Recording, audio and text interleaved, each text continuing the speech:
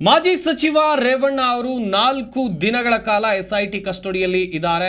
ಸದ್ಯ ಎಸ್ಐಟಿ ಅಧಿಕಾರಿಗಳು ಅವರನ್ನ ತೀವ್ರ ವಿಚಾರಣೆಯನ್ನ ನಡೆಸ್ತಾ ಇದ್ದಾರೆ.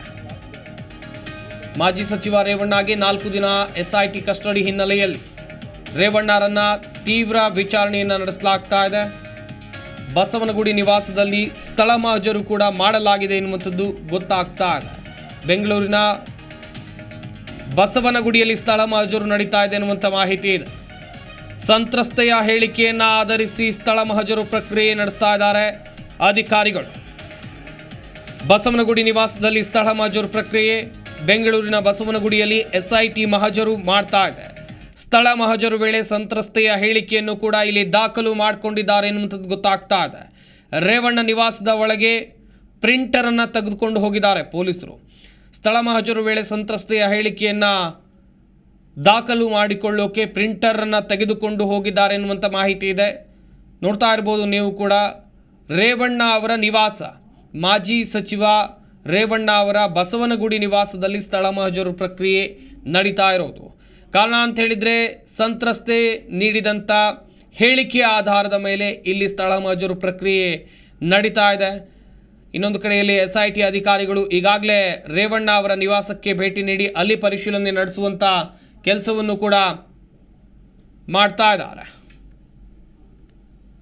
ಪ್ರಕರಣದ ತನಿಖೆಯನ್ನು ಎಸ್ಐಟಿ ಅಧಿಕಾರಿಗಳು ಚುರುಕುಗೊಳಿಸಿದ್ದಾರೆ. ಒಂದು ಕಡೆಯಲ್ಲಿ ರೇವಣ್ಣ ಅವರಿಗೆ 4 ದಿನಗಳ ಕಸ್ಟಡಿ ಆದ ಬಳಿಕ ಸ್ಥಳ ಮಹಜರು ಪ್ರಕ್ರಿಯೆ ವಿಚಾರಣೆ ಮುಂದುವರಿತಾ ಇರುವಂಥ ಸಂದರ್ಭದಲ್ಲೇ ಸ್ಥಳ ಮಹಜರು ಪ್ರಕ್ರಿಯೆ ಮಾಡ್ತಾ ಇದ್ದಾರೆ. ಇಲ್ಲಿ ಸಂತ್ರಸ್ತೆಯ ಹೇಳಿಕೆಯನ್ನು ಆಧರಿಸಿ ಸ್ಥಳ ಮಹಜರು ಪ್ರಕ್ರಿಯೆಯನ್ನು ನಡೆಸ್ತಾ ಇರೋದು. ಪ್ರಿಂಟರನ್ನು ತೆಗೆದುಕೊಂಡು ಹೋಗ್ತಾ ಇರುವಂಥ ದೃಶ್ಯಾವಳಿಗಳನ್ನು ನೀವಿಲ್ಲಿ ನೋಡ್ತಾ ಇದ್ದೀರಾ. ಇದಕ್ಕೆಲ್ಲ ಕಾರಣ ಅಂತೇಳಿದರೆ ಇಲ್ಲಿ ಸಂತ್ರಸ್ತೆಯ ಹೇಳಿಕೆಯನ್ನು ದಾಖಲು ಮಾಡಿಕೊಳ್ಬೇಕು. ಈ ಒಂದು ಕಾರಣಕ್ಕಾಗಿ ಪ್ರಿಂಟರನ್ನು ತೆಗೆದುಕೊಂಡು ಹೋಗ್ತಾ ಇದ್ದಾರೆ. ಸ್ಥಳ ಮಹಜರು ಆಗ್ತಾ ಇರುವಂಥ ಜಾಗ ಬೆಂಗಳೂರಿನ ಬಸವನಗುಡಿ ನಿವಾಸದಲ್ಲಿ. ರೇವಣ್ಣ ನಿವಾಸದ ಒಳಗೆ ಸ್ಥಳ ಮಹಜರು ಆಗ್ತಾ ಇದೆ. ಸ್ಥಳ ಮಹಜರು ವೇಳೆ ಸಂತ್ರಸ್ತೆಯ ಹೇಳಿಕೆಯನ್ನು ಕೂಡ ದಾಖಲು ಮಾಡಿಕೊಳ್ತಾರೆ. ವಕೀಲರ ಜೊತೆ HD ರೇವಣ್ಣ ಇನ್ನೊಂದು ಕಡೆಯಲ್ಲಿ ಸಮಾಲೋಚನೆ ಮಾಡಿದ್ದಾರೆ ಎನ್ನುವಂಥದ್ದು ಗೊತ್ತಾಗ್ತಾ ಇದೆ. ವಕೀಲರ ಜೊತೆ HD ರೇವಣ್ಣ ಸಮಾಲೋಚನೆ ಮಾಡಿದ್ದಾರೆ. ಸುಮಾರು 1 ಗಂಟೆಗಳ ಕಾಲ ವಕೀಲರ ಜೊತೆ ಚರ್ಚೆಯನ್ನು ಮಾಡಿರೋದು. ಎಸ್ಐಟಿ ಕಚೇರಿಯಲ್ಲಿ ವಕೀಲರ ಜೊತೆ ರೇವಣ್ಣ ಮಾತುಕತೆಯನ್ನು ನಡೆಸಿದ್ದಾರೆ. ತನಿಖೆ ಅಧಿಕಾರಿಗಳ ವಿಚಾರಣೆ ಬಗ್ಗೆ ಮಾಹಿತಿಯನ್ನ ರೇವಣ್ಣ ತಮ್ಮ ವಕೀಲರಿಗೆ ನೀಡಿದ್ದಾರೆ ಎನ್ನುವಂಥ ಮಾಹಿತಿ ಇದೆ. ಎಸ್ಐಟಿ ಕಚೇರಿಗೆ ಇವತ್ತು ರೇವಣ್ಣ ಪರ ವಕೀಲರು ಬಂದಿದ್ದರು. ಈ ಸಂದರ್ಭದಲ್ಲಿ ಮುಂದಿನ ಕಾನೂನು ಪ್ರಕ್ರಿಯೆಗಳ ಬಗ್ಗೆ ರೇವಣ್ಣ ತಮ್ಮ ವಕೀಲರ ಜೊತೆ ಮಾತುಕತೆಯನ್ನು ನಡೆಸಿದ್ದಾರೆ ಎನ್ನುವಂಥ ಮಾಹಿತಿ ಇದೆ. ಅಧಿಕಾರಿಗಳು ಏನೆಲ್ಲ ಪ್ರಶ್ನೆ ಮಾಡಿದ್ರು, ಕೇಸ್ನ ಬಗ್ಗೆ ರೇವಣ್ಣ ಮಾಹಿತಿಯನ್ನು ಕೊಟ್ಟಿದ್ದಾರೆ ಅವರ ಲಾಯರ್ಗೆ. ಮುಂದಿನ ಕಾನೂನು ಹೋರಾಟದ ಬಗ್ಗೆ ರೇವಣ್ಣ ವಕೀಲರ ಜೊತೆ ಚರ್ಚೆಯನ್ನು ಮಾಡಿದ್ದಾರೆ. ಜಾಮೀನು ಅರ್ಜಿ ಸಲ್ಲಿಕೆ ವಿಚಾರವಾಗೂ ಸಹ ಮಾತುಕತೆ ಆಗಿದೆ ಎನ್ನುವಂಥದ್ದು ಗೊತ್ತಾಗಿದೆ. ನಿನ್ನೆ ವಕೀಲರ ಜೊತೆ 1 ಗಂಟೆ ಸಮಯ ಮಾತನಾಡೋಕೆ ನ್ಯಾಯಾಧೀಶರು ಅವಕಾಶವನ್ನು ಕೊಟ್ಟಿದ್ರು. ಇವತ್ತು ಕೂಡ ಎಸ್ಐಟಿ ಕಚೇರಿಯಲ್ಲಿ ಭೇಟಿಯಾಗಿ ಮಾತುಕತೆಯನ್ನು ನಡೆಸಿದ್ದಾರೆ. ಮುಂದಿನ ಕಾನೂನು ಪ್ರಕ್ರಿಯೆ ಹೆಂಗಿರಬೇಕು, ಒಂದು ವೇಳೆ ಬೇಲ್ಗೆ ಅರ್ಜಿಯನ್ನು ಸಲ್ಲಿಸಬೇಕಾ, ಅರ್ಜಿಯನ್ನು ಸಲ್ಲಿಸೋದಿದ್ರೆ ಯಾವೆಲ್ಲ ಹಂತಗಳಿವೆ, ಈ ಬಗ್ಗೆಯೂ ಕೂಡ ಚರ್ಚೆಯನ್ನು ಮಾಡಿದ್ದಾರೆ ಎನ್ನುವಂಥ ಮಾಹಿತಿ ಸಿಗ್ತಾ ಇದೆ. ಒಟ್ಟಿನಲ್ಲಿ ರೇವಣ್ಣ ಅವರನ್ನು ಭೇಟಿಯಾಗಿರೋದು ವಕೀಲರು ಎಸ್ಐಟಿ ಕಚೇರಿಯಲ್ಲಿ.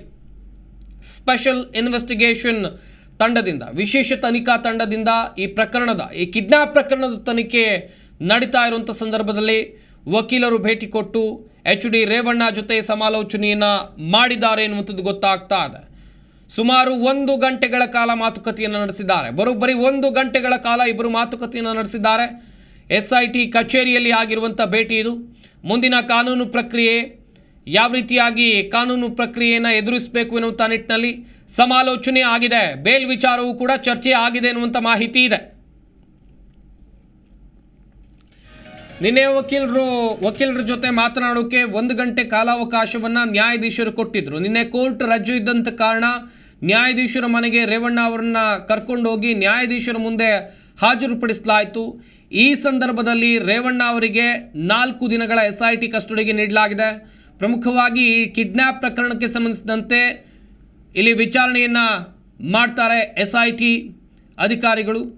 ಸದ್ಯ ಗೊತ್ತಾಗ್ತಾ ಇರುವಂಥ ಮಾಹಿತಿ ಪ್ರಕಾರ ವಕೀಲರು ಕೂಡ ಭೇಟಿಯಾಗಿದ್ದಾರೆ. ಇನ್ನೊಂದು ಕಡೆಯಲ್ಲಿ ಸ್ಥಳ ಮಹಜರು ಪ್ರಕ್ರಿಯೆ ನಡೀತಾ ಇದೆ. ಸಂತ್ರಸ್ತೆಯ ಹೇಳಿಕೆಯನ್ನು ಆಧರಿಸಿ ಸ್ಥಳ ಮಹಜರು ಪ್ರಕ್ರಿಯೆಯನ್ನು ನಡೆಸ್ತಾ ಇದ್ದಾರೆ.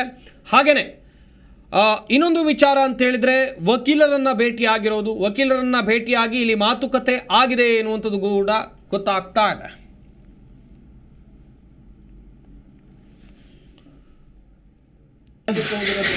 ಹಾಗೆಯೇ ಅಧಿಕಾರಿಗಳು ವಿಚಾರಣೆಯ ಸಂದರ್ಭ ರೇವಣ್ಣ ಅವರಿಗೆ ಏನೆಲ್ಲ ಪ್ರಶ್ನೆ ಮಾಡಿದ್ರು ಇದೆಲ್ಲವನ್ನೂ ಕೂಡ ವಿಚಾರಣೆ ಸಂದರ್ಭದಲ್ಲಿ SIT ಅಧಿಕಾರಿಗಳು ರೇವಣ್ಣ ಅವರಿಗೆ ಏನೆಲ್ಲ ಪ್ರಶ್ನೆ ಮಾಡಿದ್ರು ಈ ಕಿಡ್ನಾಪ್ ಪ್ರಕರಣಕ್ಕೆ ಸಂಬಂಧಿಸಿದಂತೆ ಅದರ ಬಗ್ಗೆಯೂ ಕೂಡ ರೇವಣ್ಣ ಅವರು ತಮ್ಮ ವಕೀಲರಿಗೆ ಮಾಹಿತಿಯನ್ನು ಕೊಟ್ಟಿದ್ದಾರೆ ಅನ್ನುವಂಥದ್ದು ಗೊತ್ತಾಗ್ತಾ ಇದೆ. ಸುಮಾರು 1 ಗಂಟೆಗಳ ಕಾಲ ವಕೀಲರ ಜೊತೆ ಚರ್ಚೆಯನ್ನು ನಡೆಸಿದರು. SIT ಕಚೇರಿಯಲ್ಲಿ ವಕೀಲರ ಜೊತೆ ರೇವಣ್ಣ ಮಾತುಕತೆಯನ್ನು ನಡೆಸಿದ್ದಾರೆ ಎನ್ನುವಂಥ ಮಾಹಿತಿ ಇದೆ.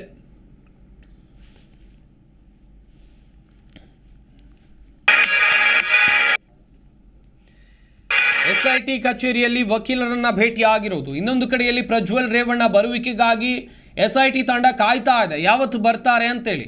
ಹಾಗೆಯೇ SIT ಅವರು ಹೆಲ್ಪ್ಲೈನ್ ಅನ್ನು ಕೂಡ ಬಿಟ್ಟಿದ್ದಾರೆ. ಬೆಳಗ್ಗೆ 8 ಗಂಟೆಯಿಂದ ರಾತ್ರಿ 8 ಗಂಟೆಯವರೆಗೆ ಸಂತ್ರಸ್ತ ಮಹಿಳೆಯರು ಕರೆ ಮಾಡಬಹುದು. ಪ್ರಜ್ವಲ್ ರೇವಣ್ಣ ಅವರಿಂದ ಒಂದು ವೇಳೆ ಯಾರಿಗಾದರೂ ಅನ್ಯಾಯ ಆಗಿದ್ರೆ ಅವರು ಕರೆ ಮಾಡಿ SIT ಅಧಿಕಾರಿಗಳೊಂದಿಗೆ ಮುಕ್ತವಾಗಿ ಮಾಹಿತಿಯನ್ನು ಹಂಚಿಕೊಳ್ಬಹುದು. ಈ ಬಗ್ಗೆಯೂ ಕೂಡ SIT ಅವರು ಈಗಾಗಲೇ ಪ್ರಕಟಣೆಯನ್ನು ಹೊರಡಿಸಿದ್ದಾರೆ. ಹಾಸನದಲ್ಲೂ ಕೂಡ ಸ್ಥಳ ಮಹಜರು ನಡೆಸುವಂಥ ಸಾಧ್ಯತೆ ಇದೆ ಎನ್ನುವಂಥದ್ದು ಗೊತ್ತಾಗಿದೆ. ಯಾಕಂತ ಹೇಳಿದ್ರೆ ಒಬ್ಬರು ಸಂತ್ರಸ್ತ ಮಹಿಳೆ ಬಂದು SIT ಅಧಿಕಾರಿಗಳ ಬಳಿ ತಮ್ಮ ನೋವನ್ನು ತೋಡ್ಕೊಂಡಿದ್ದಾರೆ, ತಮಗಾದ ಅನ್ಯಾಯದ ಬಗ್ಗೆ ಹೇಳ್ಕೊಂಡಿದ್ದಾರೆ ಎನ್ನುವಂಥ ಮಾಹಿತಿ ಇದೆ. ಹಾಗೆಯೇ ಅಲ್ಲೂ ಕೂಡ ತನಿಖೆ ಚುರುಕುಗೊಂಡಿದೆ.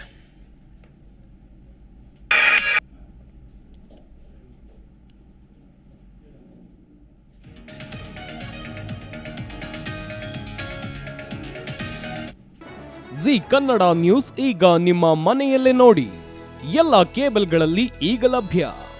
ಸನ್ Direct 292, Jio TV 1334, U digital 162, city cable 51, GTPL 17, Abhishek cables 821, Rockline telecommunication 51, Shri Basaveshwara number 60, Vinayaka digital number 53, in digital number 896ರಲ್ಲಿ.